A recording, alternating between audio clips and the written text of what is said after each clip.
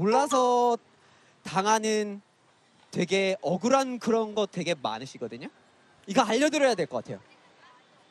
몰라서 계속 당하시면 계속 고부 같은 인생을 살아야 되잖아요. 제가 직접 본 사례인데요.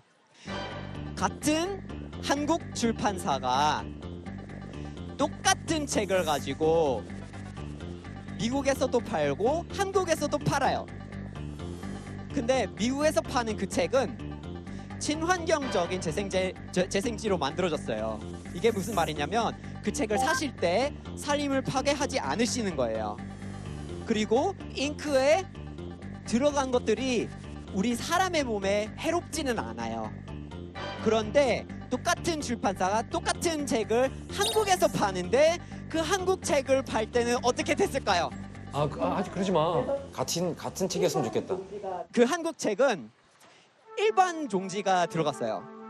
그게 무슨 말이냐면 지속 가능한 방법으로 운영되는 산림에서 나오지 않았기 때문에 벌목 문제를 엄청 조장하고 여러분들이 지금 겪고 계시는 되게 뜨거운 여름의 그런 날씨를 조장하는 거예요. 그리고 그 잉크는 독소가 들어있어요. 여기 독소 있을 거 아니야 지금. 몸에 안 좋은 독소가 들어있어요.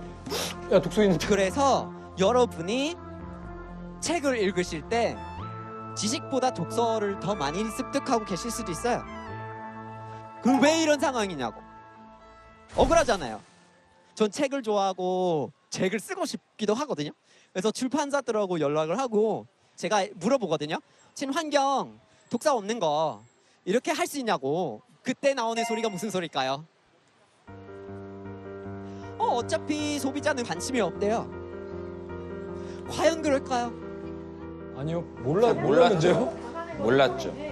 그냥 몰라서 당하는 것일 뿐이지 그냥 책을 사서 볼 때 약간 호구 같은 행위를 하고 있다는 것일 뿐이지 그걸 계속 하고 싶은 건 아니잖아요. 관심 있죠? 안다면 선택을 하시겠죠?